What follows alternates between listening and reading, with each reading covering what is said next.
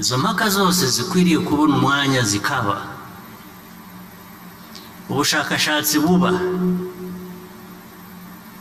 ibintu byinshi biba biganisha gushakisha ukuri, rwose bikwiriye umwanya uhagije. kandi ngira ngo imyaka tumaze uwo mwanya waratanzwe cyangwa warabonetse, keretse kuba twawukoresha nabi gusa.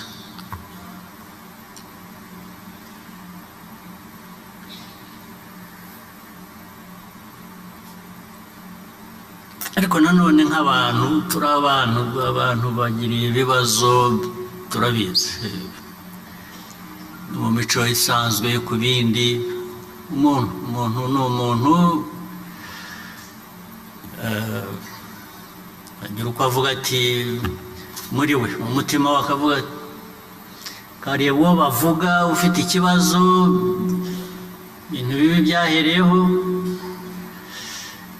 kubera ko ari uwe, ari umuvandimwe, ko ari inshuti, akumva adashaka niyo yaba azi afite ibimenyetso nawe ubwe nk'umuntu, kenshi ashaka kuba ashakisha uko yarengera wa muntu, cyaha ntikimufate, ntikibe cyo, ndetse agashaka no kubwira abandi ko atari cyo.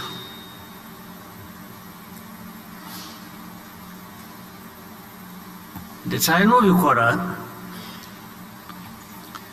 kubera ko icyo cyaha nicyemerwa niyo byaba biturutse ku buhamya, gifite ukuntu kizazenguruka nawe kagira uko kimugeraho, abikumira hakiri kare. kuvuga ngo umuntu X mfitanye isano nawe, uregwa ibi ngibi. isano by the way ntabwo ari iry'amaraso gusa mvuga, hari isano aho abantu bahurira bijyanye n'imyemerere yabo, uko bemera, noneho akarwanya kwa kuri kugira ngo akize wa muntu. rimwe na rimwe yumva ari inshuti, ari umuvandimwe, amukize icyaha cyo kumufata. indi mpamvu ikaba kubibuza ngo bitaba, kugira ngo bitazazenguruka ukavuga atari ko burya nawe ni uku, cyangwa se bikaba ukuvuga ngo n'ubundi icyo bita icyaha n'abo gifata abo ari bo bose. Jyewe uzi ubundi ko ntacyemera, nta n'ubwo nacyemera ngo ni icyaha. niba ari umuntu wishwe bigasa nk'aho uvuze ngo yarakwiye kuba apfa, n'ubundi kuki yabaho? ibi rero nk'abantu twebwe abanyarwanda yabayemo, tugomba kwishakamo uburyo n'ibisubizo, byanze bikunze. cyane cyane ariko mvuga u Rwanda, nirwo ndimo, nirwo mbamo, si umunyarwanda. hari abandi bishobora kuba bidafite icyo bibwiye, bashobora kubaho batyo bati twibereho uko twabayeho nyine uko turiho, birashoboka. n'ahandi ntabwo nibwira ko ariko twabivuga hano mu Rwanda rwacu n'amateka yacu icyo tuvuga ni ukuvuga ngo twagize amateka mabi pe mabi ariko nta kubinyura iruhande ariko se nibyo dukwiriye nibyo abanyarwanda bashakaga nibyo niba n'ab'icyo gihe ariko babishakaga twebwe ubu dufite inshingano yo kuvuga ngo ya amateka ni ayacu ariko siko twari dukwiriye kuba tumeze siko twari dukwiye kuba twarabaye ni nacyo kwibohora bivuze abanyarwanda kuba twarabohotse twaribohoye ibituranga nta pfunwe bidutera niko bikwiriye kuba bimeze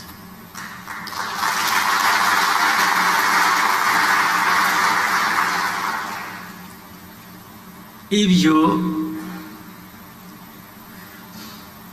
nibyo twaberaho ni nabyo twapfira biramutse ari ngombwa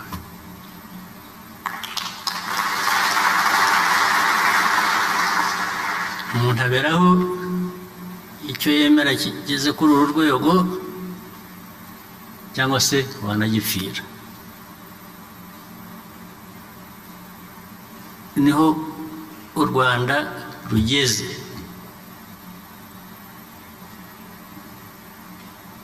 niho rugeze ndagira ngo mvuge ngo no ku babishaka no ku batabishaka abatabishaka turaguhendahenda rwose tukakwibaza ukuntu twinginga ariko turinginga bikarambirana ariko bikwiye kugera aho biri iyo ubonye bigeze ahantu bigiye gufata indi sura ishobora gusubiza abantu mu mateka tuzi mabi apana ukata umurongo pe uwurenga akabyishyura ntacyo twishisha kuri icyo ngicyo rwose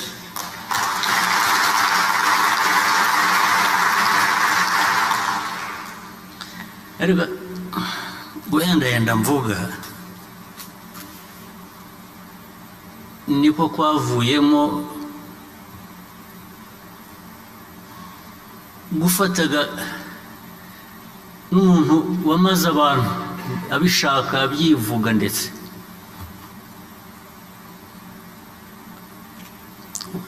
ukamushakira uko wamubabarira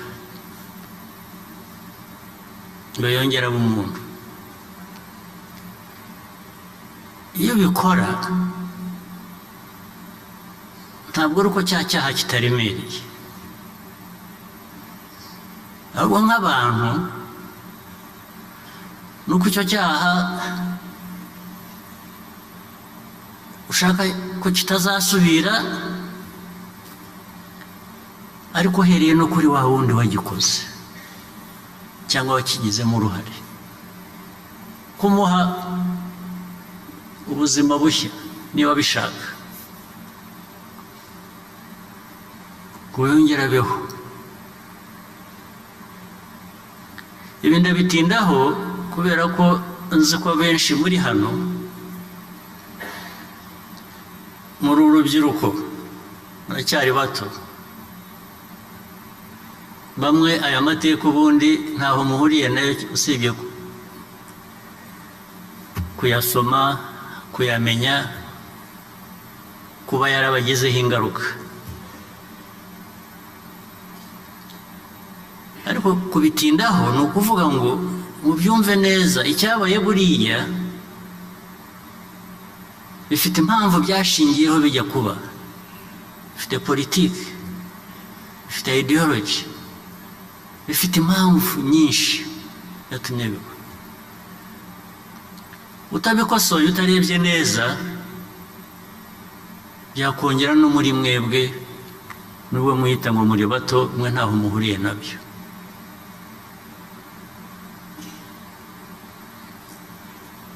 Kureraga nicyo bivuze. Abatoya ko mukura ibyo mukuriyemo n'abo mukuriyemo bafite uko batuma mutekereza cyangwa se uko mukora ibyo mukora ya buri munsi. Aya mateka yabaye mu gihugu cyacu ntabwo ari accident, ntabwo ari impanuka yabaye, oya, ni politike mbi, ni uburere bubi, ibikorwa bibi bigakorwa ndetse umuntu agashimirwa ko yakoze ibikorwa bibi, cyangwa se bikageraho byumvikana ko nta n'icyo bitwaye, ubwo bikaba umuco. Nta accident yabaye.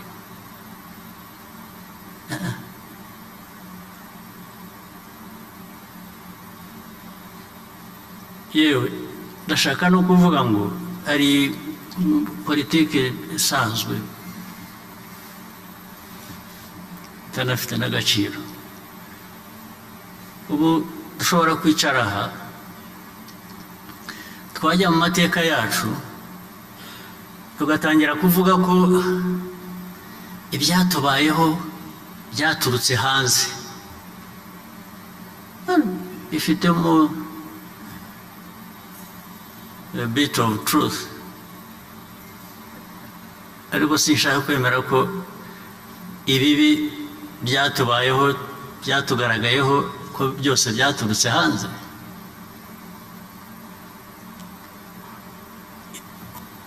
Kuba kubyemera se twebwe nk'abanyarwanda, kubyemera bituruka hanze cyangwa biri muri twe? Umuntu yaza akakwigisha ati uyu muturanyi wawe, umuntu muvukana ufitanye amateka imyaka 100, uyu muntu ni umuntu mubi, dukwiriye kuba mugeraho muhurira. Uwo yazanye amatwara mabi, birumvikana, ni umugome, ni umuntu mubi, ariko wowe ubyemera ute? wowe nta ruhare ubifitemo?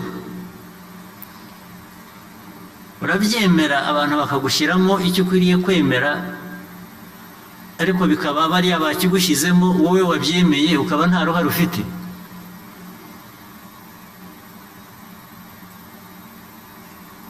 Byaba bivuze iki se? Keretse kwihamya ibyo n'ubundi abo bo hanze rimwe na rimwe batuvuga ko abantu, ndarwana no kuvuga ngo abantu nkamwe ntishyizemo kuko ntabwo ariko nemera, ntabwo nabijyamo nyewe. ariko reka kugira ngo mvuge wenda ibintu bizima ntishyize iruhande. Ubu koko tuzemera ko twebwe abirabura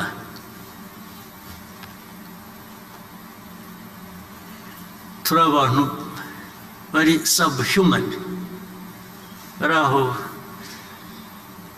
baciriritse, abandi bari hano uburyo uko abantu, ariko twebwe turi hano koko mukabyemera.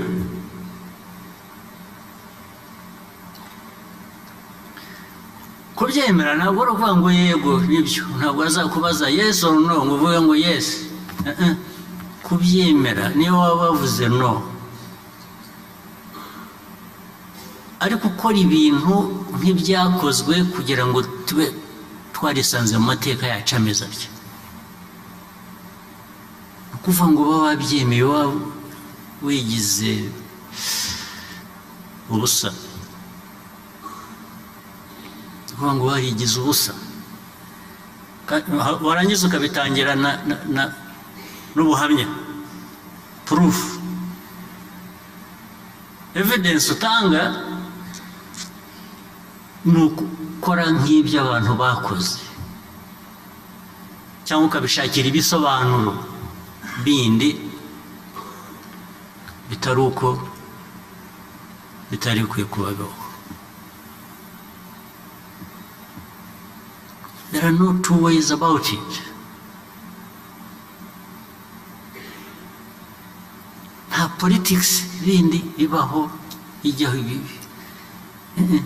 In the end, politics nzima, ideology nzima iguha ibintu bizima.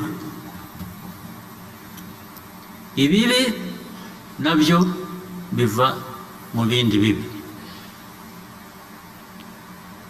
Nta bundi buhamya ushaka ukeneye.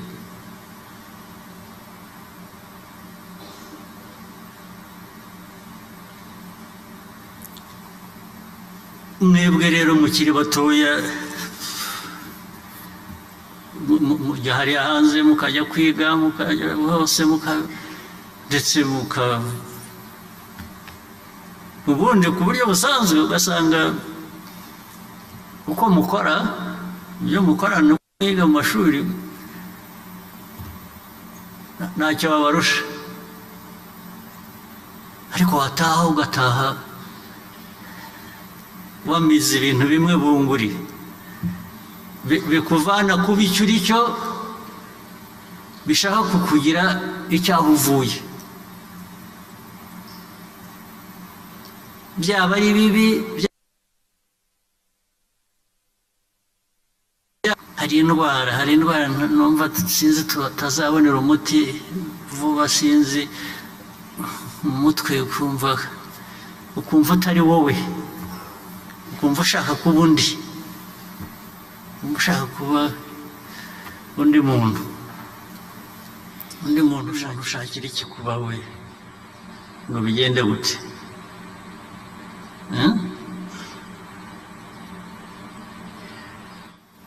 Ariko nuko muri aya mateka yacu y'uruvange niko twapfuye.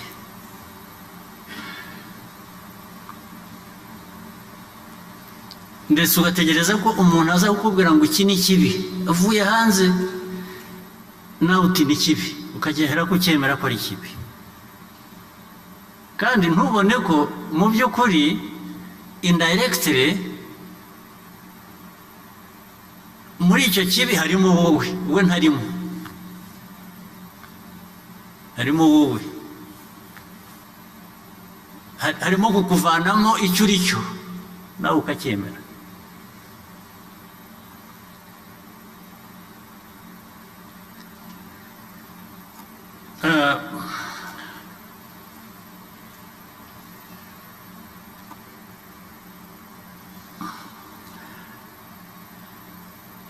Hari ikibazo nigeze kubazwa n'abana ahantu ngira ngo hari ku munsi wo kwibuka, ngira ngo ahantu umwana w'umukobwa ndamwibuka arambaza atari ko ati wansobanurira impamvu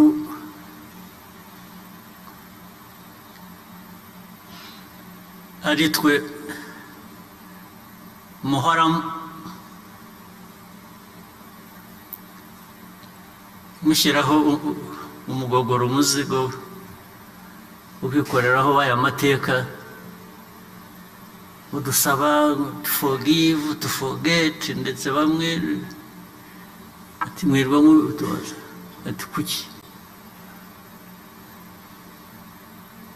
byarantunguye ntabwo nari natekereje nshakisha icyo musubiza ndamubwira nti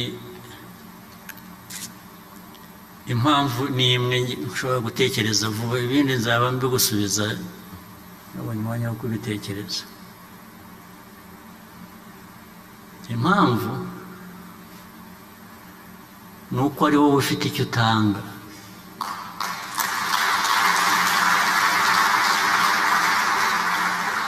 icyo navugaga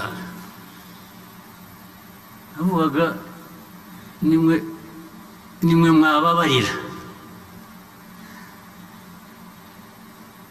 nabaza se undi tujya kubisaba ninde tubisabe ndi ngo ababarire kandi kubabarira ko ari ngombwa kugira ngo birahenze bifite uburemere si kubwira umuntu watakaje umuryango we wose usigaye ari umwe ukamubwira ngo forgive babarira ubu icyo kibazo cyanyibukije nibyo nahereyeho mvuga humanly nk'abantu it's very difficult biragoye so niho n'uwo mwana niho yabikuye kubwira kuki ari twe mu bisaba kimuhora mutubwira buri mwaka muhora mutubwira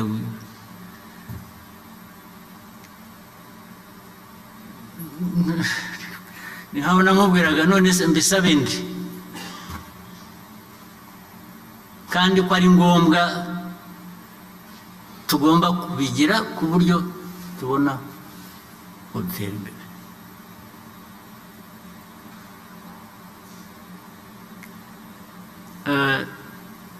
ibyo navugaga humanly possible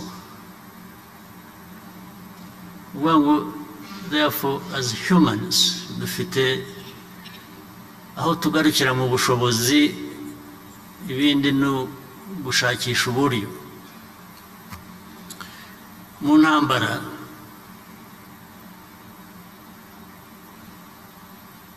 z'igihe cya jenoside hari kugira ngo ba officers bamwe bagomba kuba bari hano hari ba generals ba fighters bari hano b'icyo gihe kera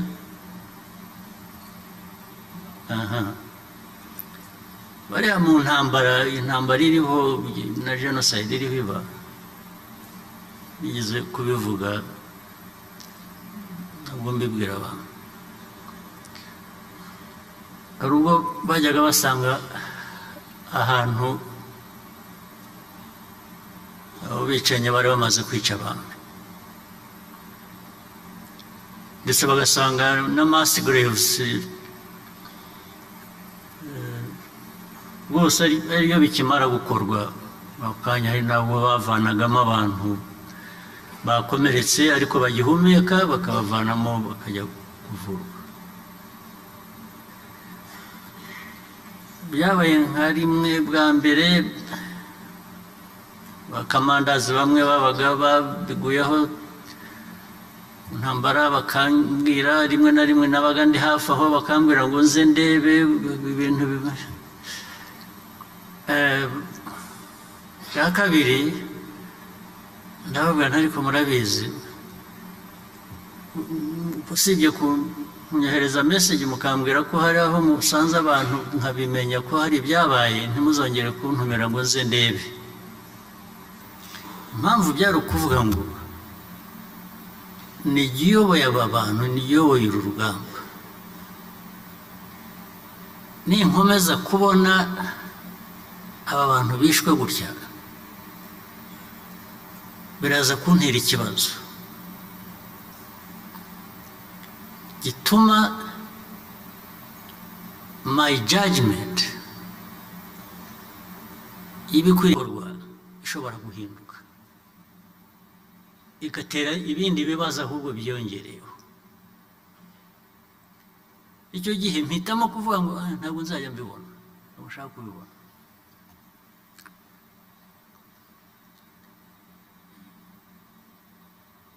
njye rero ndengaho nkishyira no mu mwanya w'uwabibonye cyangwa uwabikorewe uwabikorewe wenda akabaho cyangwa uwabibonye bikorerwa be wenda agasigara we uwo muntu yaba afite umutima umeze ute ubu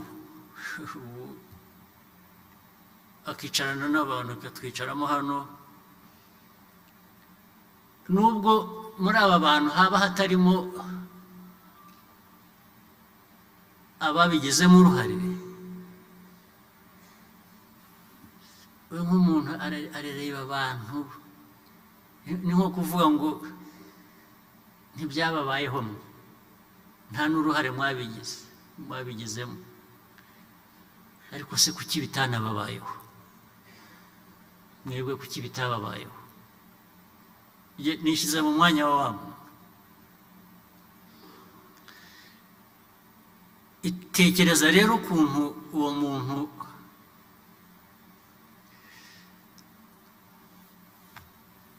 mu buzima bwe busanzwe n'ukuntu abaho mu bandi uko aba ameze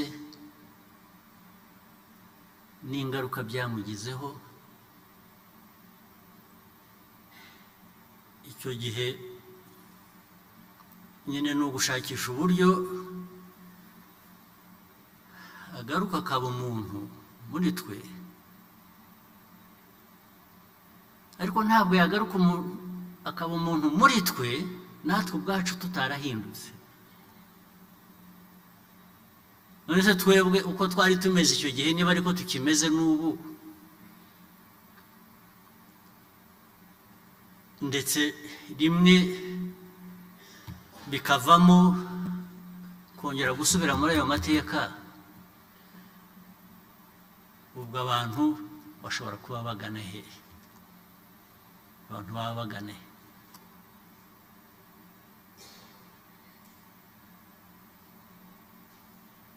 utagize icyo utanga muri wowe ikikuvemo cyo kuvuga uti nubwo ntabigizemo uruhare ibyabaye ni bibi ntibikwiriye kuzasubira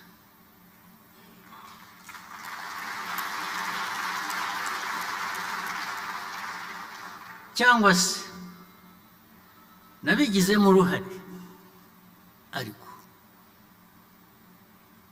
mpawe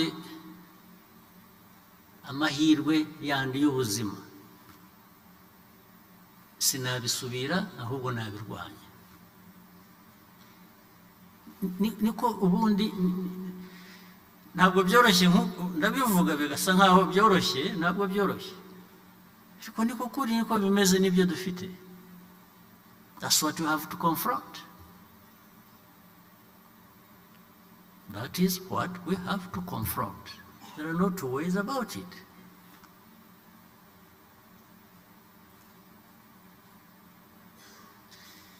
abandi rero kuba bajyaho bakigira uruhande bakajya uruhande bakigira intakoreka bakavuga njyewe muramvuga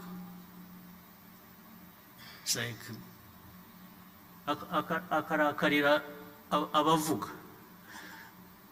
aya mateka yacu mabi. Niyo yabakubwiye ati wabigizemo uruhare utaranabigizemo n'uruhare, kuri we hari ikiremereye kurusha wowe ikikuriho. Wowe icyo ukwiriye kuba ukora ni ukuvuga uti ntabwo nabigizemo uruhare, sinabigiramo uruhare, sinzabigiramo uruhare, ariko bikagaragarira no mu bikorwa byawe bya buri munsi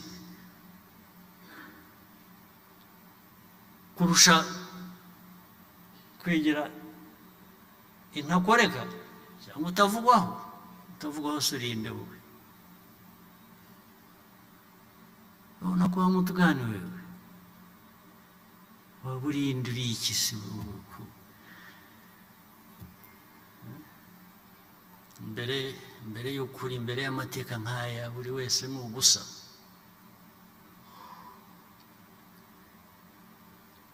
Usibye politiki twashyize imbere kandi twemera kandi yubaka,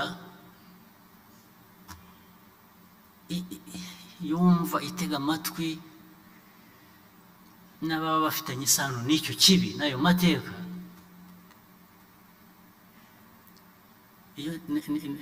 Ni amahirwe, ni opportunity, ni chance yo kugira ngo umuntu abe yahinduka, abe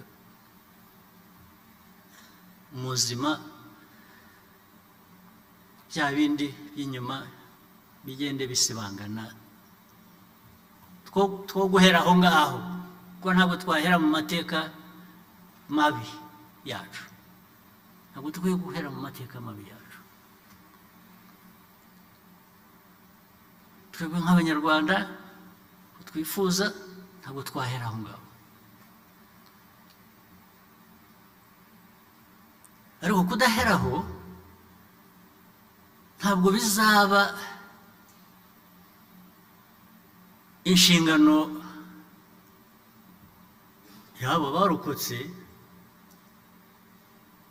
ngo abacecetse batavuze cyangwa batagize icyo bakora cyangwa bakomeze bari aho bababere. Umwere mu Rwanda ni nde se? Umwere, even silence ubwabyo ntabwo ari ubwere. Niyo waba nta kibi wakoze ugaceceka, ntabwo uri umwere, ntabwo uri muzima.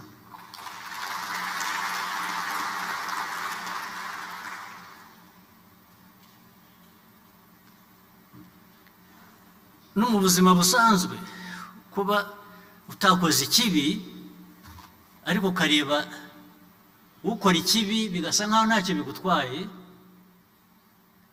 ukareba hirya, ntabwo nibwira ko uri muzima. Nta muntu muzima waba ari aho ngo abone ikibi gikorwa bibe ntacyo bimutwaye. Birashoboka ko aho bibaye uri nta bushobozi ufite bwo kugira icyo wakora, ibyo birashoboka, ariko ntibivuze ko byasa nkaho ntacyo bigutwara. Biratandukanye, n'ibintu bibiri bitandukanye. Uvuze uti byarabaye narabirebaga ariko ntacyo nayo mfite nashobora gukora, okay, birashoboka, nibyo. Ariko hari aho wagaragaye nkaho ntacyo byari bigutwaye cyangwa ntacyo byagutwaye or not.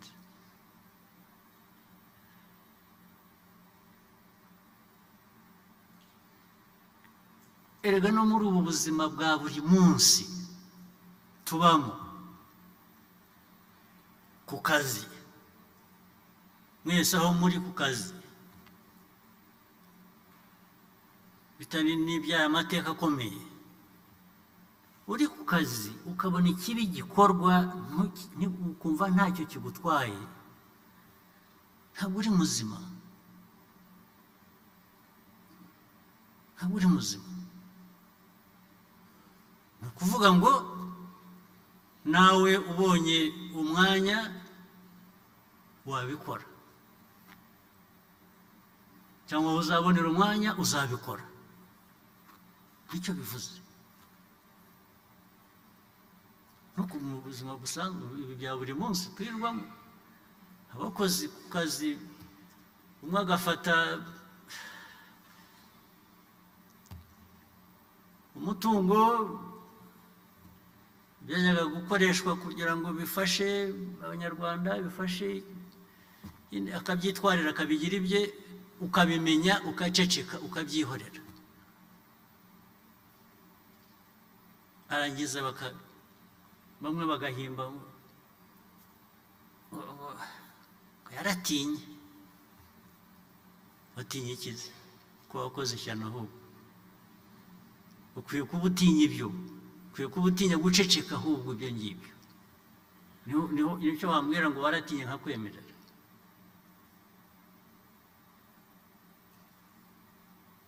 Kuvuga ngo ahubwo iyo ucecetse wabibonye wabimenye nawe ubirimo rwose, nkubara ko nawe icyo cyaha wakigiyemo. Niba wumva inshingano zawe, niba wumva ikigushyizeho ukabona uwangiza ugaceceka, impamvu wowe utabirimo ni iki?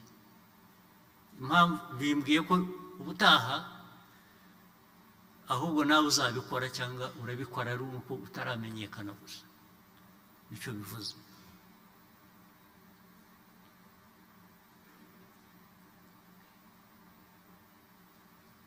Mbagarure ku byo nahereyeho navuze rero.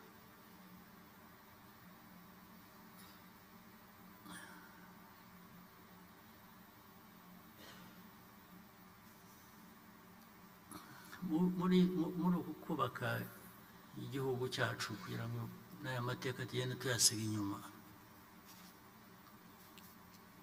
buri wese akwiye gufasha iki gihugu cyacu.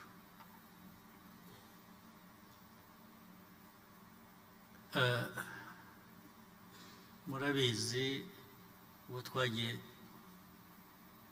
tucyubaka, uzi ko n'abantu bari bafiteho ibyo baregwa,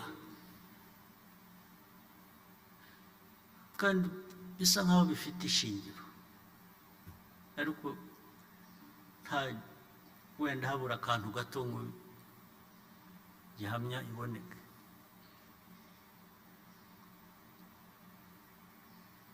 Mwese hano ntimuzi ko rwose twagiye tugerageza kubagarura ngo babe bamwe muri twe, babe nkatwe, bagire bati. Bamwe ntimubazi, ntibavuye za tingitingi, n'ahandi hariya muri Tanzania ni hehe, Sangara, za hehe, abantu bari barahungiye, abandi bava n'i Burayi na hehe hose, barakoze cyangwa baragize ukuntu ntashobora kwemeza, ariko ukabona ukareba ariko aha birashoboka, ariko tukabazana bakajya muri twe, bakaba ba minisitiri, inzego zose ntazo batagiyemo. Hari abandi bagaruwe ari abana bakiri bato, baraza tubasubiza mu mashuri, bajya mu mashuri bariga.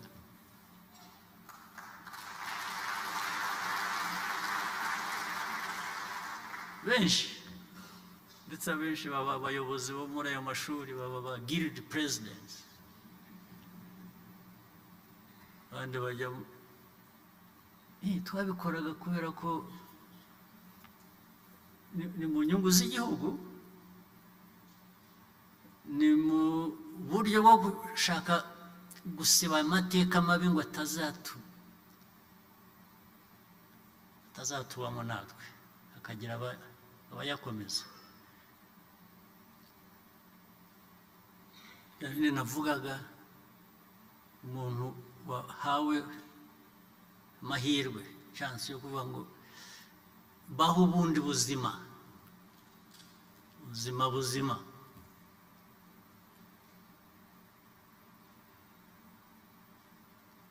ubwo ariko ibyo mvuga turagarura bamwe bidasobanutse turayoshya. Iyi si iragoye. Abandi muri twe birirwaga bareza agatuza ko bereka ko ari bazima, bariho bari mu bindi nabo barakora ibindi bitugarura mu mateka twarwanyije nayo tugenda tuvamo. Ariko rimwe na rimwe bagakoreshwa n'aba bantu nababwiraga. U Rwanda hari experiments z'ibintu byinshi. U Rwanda ureba ni case study ubwayo. Ku isi hose ushobora kuza nta kitarabaye hano rwose, kiba n'ahandi, ariko cyaba kibi cyaba cyiza, ahantu usanga ibintu bikoraniye byabaye bibi n'ibyiza, aha niho hambere ku isi. Mwe mutekereze, musubize amaso inyuma murebe. Turi ikotaniro ry'ibintu ibibi ibyiza. Abo navugaga rero, hari abari bari hano, abaminisitiri birirwaga babwirwa n'abantu bo hanze y'ibikoresho, kazakabwira umuntu, ariko wowe buriya ntiwaba perezida. Akabwira abantu 5, 10 ngo ntibaba ba perezida. Ntabwo baba ba perezida umunsi umwe bose icyarimwe. Bababwiriraga hamwe bose nuko, ariko ugasanga mu 10 babwiye 8 barabyibonamo. Ubundi kubyibonamo nta nubwo ari icyaha rwose, umuntu wese yabyibonamo. Ariko kubyibonamo ngo bibe byaba mu buryo butari bwo, ubwabyo ni ikibazo. Abo bose mureba bamwe baba hanze,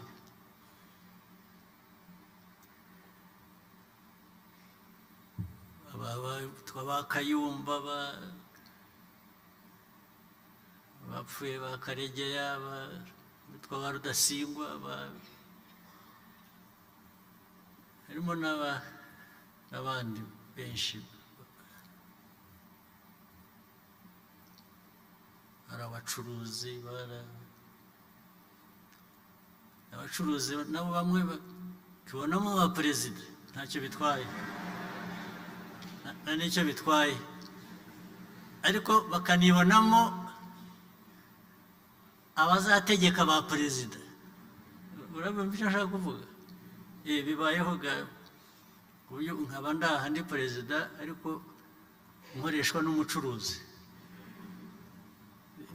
Niko bimeze. Akaza mu gitondo avuga ngo urabizi, ariko ntabwo nkimushaka ko aba meya, ntabwo nkimushaka ko aba minisita, hari abandi mfite. Abazana nko baguha perezida akabemeza. Byabayeho, murabizi. Ariko ntabwo byabayeho muri uru Rwanda rushya, pana ntabwo byakunda. Ntabwo byashoboka, ntabwo byakunda.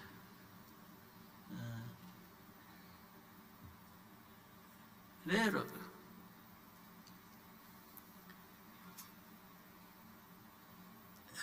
Unity Club ikintu yadukoreye cyiza nshaka gukomeza kubakiraho, abantu guhambuka ukaba umuntu ukarekura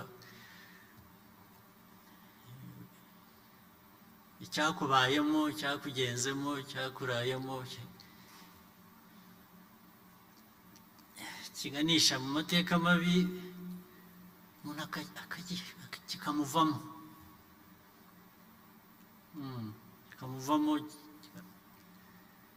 biramufashaga, bifasha n'abandi, bifasha uwahambutse ni nko kwicuza. Menyera ko ibintu bimwe byuzuyemo ibinyoma, hari abajya kwicuza mu madini. Ntabwo ndishobora kutabeshya, kubera ko niba udashobora kwicuza ibi ngibi, sinzi kandi ko bariya bagiye kwicuzaho mu by'amadini ari byo bababwira. Baranahimba. Kera nkiri umwana nagiye kwiga muri Gatolika, ndi umunyagatolika.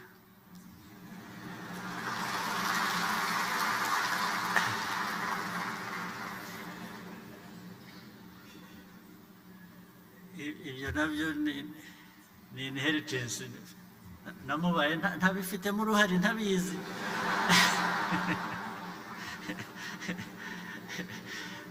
Ariko nkuze ndabyubahiriza, ababingize ndabyemera. Kera rero nagiye, ariko baza ngiye no gukora icyaha ahubwo. Ubundi ntawe ubivuga atyo, ariko gukomezwa ni muri primaire, confirmation, hanyuma routine, ubwo nagombaga no kwicuza. Nkabwira batwigishaga nk'ubivuze ndishe,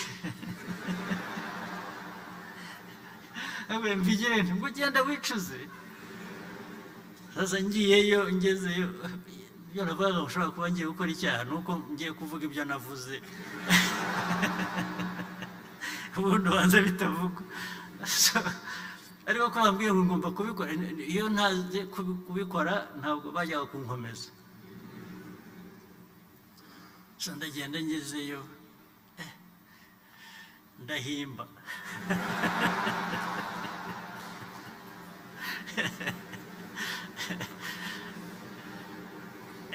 Reka icyaha nkigarukirizaho. Ariko nayo nagize ntabyo nakoze, kuko nari nshakisha icyaha ngomba kwicuza kugira ngo nkomezwe.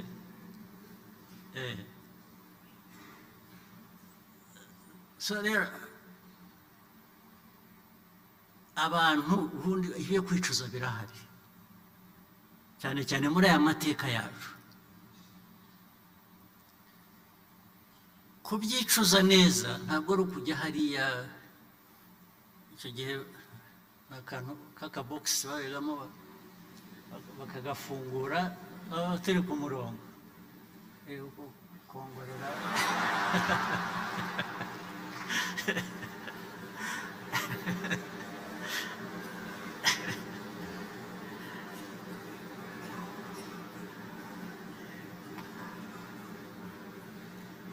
So ariko kwicuza nyako gukwiriye kuba hano, tukatura tukabivuga.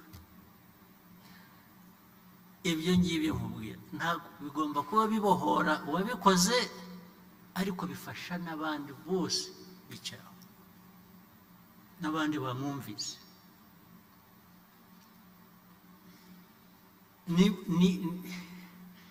Ni ibintu biremereye,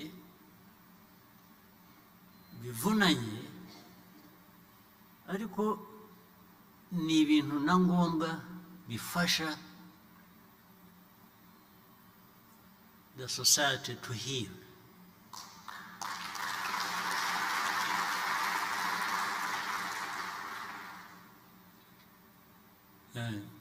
Ku buryo rero nubwo ndashimira ko hari ababikoze, hari muri nama ya mbere rwose ni byiza kuganira amateka yacu,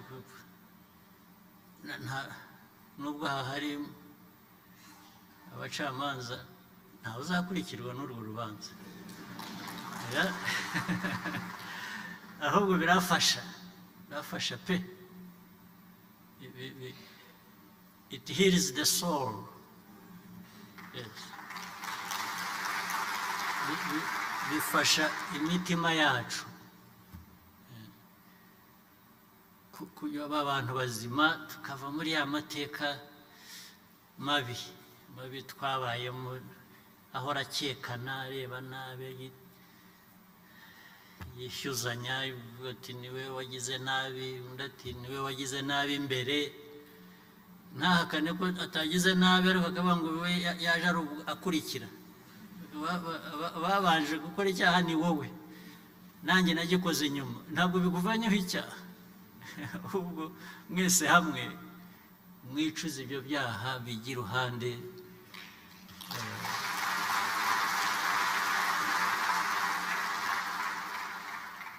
Twubaka igihugu cyacu, kuko iyo byafashe iyo nzira n'ibikorwa bigenda neza, tugakorera abanyarwanda, abanyarwanda kandi bo nta kibazo bafite, barumva ku buryo abantu babibana, they take advantage of them, kubera ko bumva, agenda kubwira umuturage akumva ko ibyo mubwiye ari byo, agahita ajya kubikora. Ariko bamubwiye ibizima nabyo arabikora, ahera no ku cyifuzo cye cy'uko ashaka kubaho neza kandi n'uburenganzira bwe. Iyo utwaye rero ubutumwa butari bwo, ndetse rimwe na rimwe ukamubeshya ko birimo inyungu yashakaga, arabikora. None se abantu bajya muri jenoside hano, abantu bamwe ntibabeshywaga, bakabwira ko hari abo bavuga ngo, hari abo babwiraga ngo inyenzi ziraje,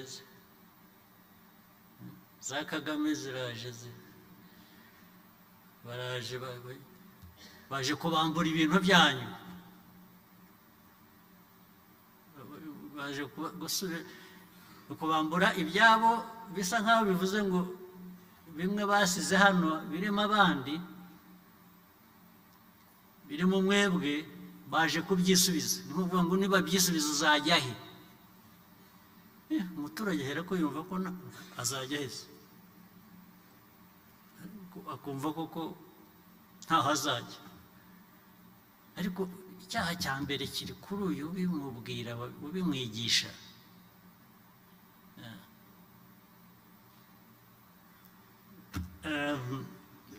Kuyavuga rero ntabwo ari ukuyamara, ariko turaza gukomeza wenda mu bindi biganiro, turavuga ibindi. Reka mbe ndekera aha, tuze gukomeza. Murakoze cyane.